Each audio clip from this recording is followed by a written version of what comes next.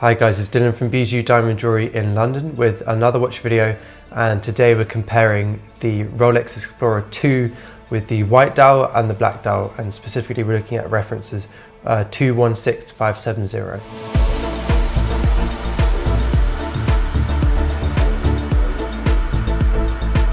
I have already reviewed both these watches individually, so I won't make this too long. I'll look at the history very briefly and talk more specifically in this video about the comparison between the two and how they wear and what I think of both dials. But yeah, let's take a look at the history really briefly now. We're going to go back to 1952 when two explorers, Sir Hilary and Tenzing Norgay, climbed Mount Everest, and Rolex decided to sponsor that mission. And in doing so, they also gave Sir Hilary an Oyster Perpetual to wear on that mission, and that was basically they intended to release an Explorer line or Explorer collection with in the Rolex collection, and they gave him this Oyster Perpetual and then developed two Oyster Perpetual models that were nicknamed the Bubbleback, and those references were 6098 and 6150. And then later on, a year later in 1953, Rolex released the reference 6298 and 6350, and those were the first official Explorer watches.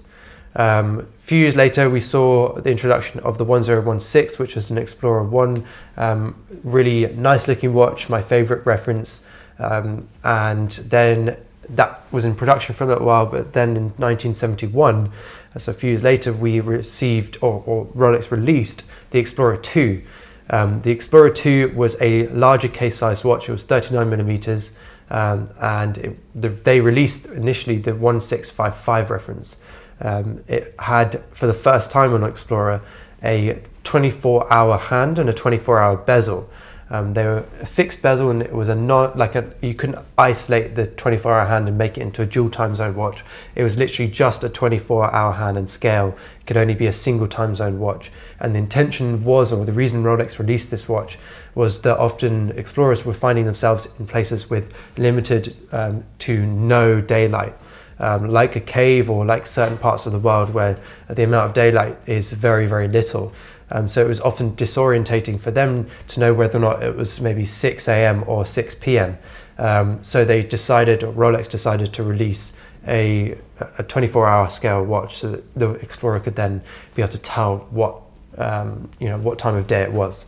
The larger case size brought it in line with the GMT Masters and the Submariners of that time as well. Very popular watch when it was first released, and has remained to be the more popular of the two models ever since. Later on in 1985, Rolex released the 16550 reference, which featured a new movement that allowed the 24-hour hand to be independently adjusted of the rest of the watch, which allowed the user to then create this or make this watch into a dual time zone timepiece like the GMT Master. A couple of years later, in 1989, Rolex released the 16570, which is the most similar to the watches we're looking at today. Really beautiful watch, amazing polar white dial with those black index markers and black hands like we see on this watch we've got today. A few years later, in 2011, we saw Rolex celebrating the 40th anniversary for the Explorer 2, and to celebrate, they released the 216570, which is the reference we're looking at today. 10 years after that, we saw the release of the 226570 in 2021, so last year, and that was to celebrate the 50th anniversary of this watch, and that received a new movement and a few changes to the actual watch design, but very, very minor changes really. That concludes the history. Again, if you want to learn more in depth about the history of these watches, then please go and check out my individual reviews of these watches. Onto the features of these watches, they share obviously many of the same features apart from their dial. So the clasp is the same Oyster clasp in brush finish with the EasyLink adjustment. Fantastic clasp, very hard wearing, really, really comfortable as well, and the EasyLink adjustment is super useful. Our bracelet on these watches is the exact same as well. We've got a standard brushed finished oyster bracelet on both these pieces. Very comfortable, very hard wearing. Both have solid links as well, which makes it really hard. You know, it doesn't really dent as well, like the older models do. Just a fantastic bracelet, and I love it in the brushed finish as well. It gives this watch a really kind of utility feel, like the Submariner or some other watches in the collection, like an Air King, for example.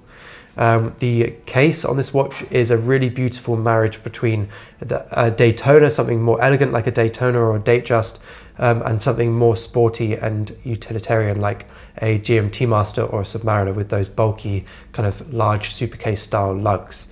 The lugs on this watch are more elegant though, but they do feature these really sharp edges, and the depth and the larger case size at 42mm definitely gives this watch much greater presence than its predecessor, the 16570 reference, which was 40mm and was much flatter and more pancakey, and yeah, not quite as bulky and sporty feeling as this piece. The bezel on both these watches are really nice. I love that steel bezel as well, or brushed bezel. Just looks fantastic, and I love the numbers as well, how they're applied. I think they look great. These newer style kind of more modern fonts look really cool too. I love also the crowns, just coming back to the case as well. The crowns are really small and compact on this watch, I feel, and the crown guards don't look too much of a presence on this watch either, compared to something like a Submariner, or, you know, obviously having pushers on the Daytona, that definitely makes the watch feel a bit more asymmetrical. This feels much less so. It feels more, you know, kind of symmetrical and just less of a feature, that crown and the crown guards. Dials on this watch is obviously where our main comparison will be, and the dials actually really change how this watch wears as well.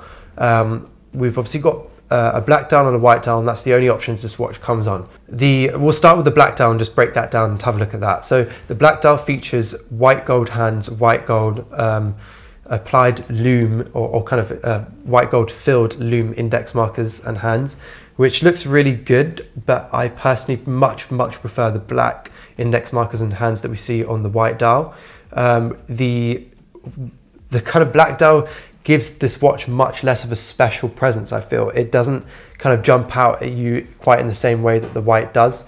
In a way, it might be a better Explorer watch, or it could be a better kind of dress watch.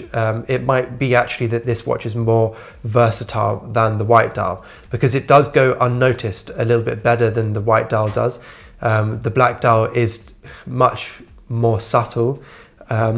You don't notice it as much. It is really nice in that respect, and I like that orange just gives it a little punch and a little bit of difference compared to the rest of the collection, but it definitely blends into the collection much better than the white does. I do feel that the orange doesn't stand out though as much as it does on the white. I think the orange is more complementary of the white than it is the black, even though it does look great on the dial. One thing that I do really like about the black dial is that it does wear slightly smaller than the white. So those that don't like the 42mm size compared to the older 40mm, which I know a lot of collectors do prefer the older 40mm, and a lot of our clients do too, but we're definitely seeing lots of people liking these watches more and more now. But those that do prefer smaller watches and have smaller wrists like myself, the black does wear smaller, noticeably so as well, as you can see on screen now when you see the two of them together. That is generally a trend though, with darker dials tend to wear much smaller, which is good. So that is definitely a plus for the black. If you prefer a smaller wearing watch, then the black is definitely the option to go for. If you want to wear this watch on a daily basis and maybe don't want to draw too much attention, the black is definitely the one to go for, because it is much more subtle. Yeah, I would say the black is the more versatile of the two for sure. So plus points for the black: versatile, smaller wearing, and just a little bit more subtle. Moving on to the white, some kind of advantages of the white. I think the white is the most beautiful looking, in my opinion, of the two. I feel it definitely kind of shouts Explorer to me more than the black does. The black is more, kind of feels more like an old school Explorer watch, what you might find from the 60s or 50s or 70s, but the white feels just so modern, and kind of, you so can imagine this watch being worn in the Antarctic or somewhere amazing, you know, polos, obviously it's its nickname. you know, on the North Pole or the South Poles, wearing this watch, exploring in the snow, and it just could really lend itself so beautifully to that sort of environment. I can really picture that. And actually, in terms of legibility, they're both really, really good, but the white is definitely more legible. It's just an immediate glance and straight away you know exactly what the time is. Whereas the white gold hands on the black do sometimes blend into the black depending on how the light is at the time. On the white dial, it doesn't matter how the light is, it just always looks super legible, and that is because it's not relying on any sheen or shine from the hands like the white gold is. The black is matte finish, and the dial is like a matte or kind of satiny finish, which means you're not relying on any sheen or shine to kind of ping light off the hands and help read the watch. It is purely about, it almost looks as if it's been drawn on by pen onto that dial. It's really legible. So I love that about the dials, about the white one, the white dial. I do prefer the date window on the white dial as well, how the way that the date window kind of blends into the dial by being obviously a white background date window with black number on. It's a shame that Rolex didn't put a black background date with the white numbers on. I feel like that would really suit the dial better, and I feel like that would make that watch much more unique. They could have maybe even done something more experimental and perhaps even put a black background with an orange date on that black one, orange writing. That could look really cool. Moving back to the white dial now, I think the orange hands stand out better on the white dial. I think they look better and suit the whole style of the white dial better as well. You can see that writing, it almost again feels like it's been stamped or written by hand. It's as if the white dial is like having a piece of paper and you've laid out those index markers, all the writing and the hands, and drawn them all on yourself. It just feels really crisp and clean and just delicate. It just feels really beautiful.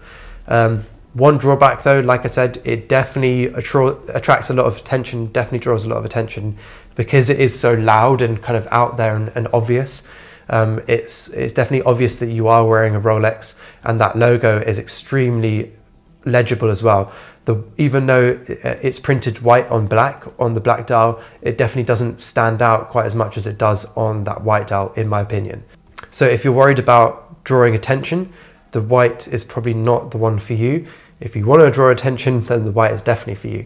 I definitely think the white will hold its value definitely better over the years. I mean, we've already seen that consistently over the last 5 or so years, or 6 years, probably more in fact, that the white has always traded for more money than the black. And we're now seeing quite a substantial difference in price when they have the same retail price as each other. So in terms of investment, the white is definitely the one to go for.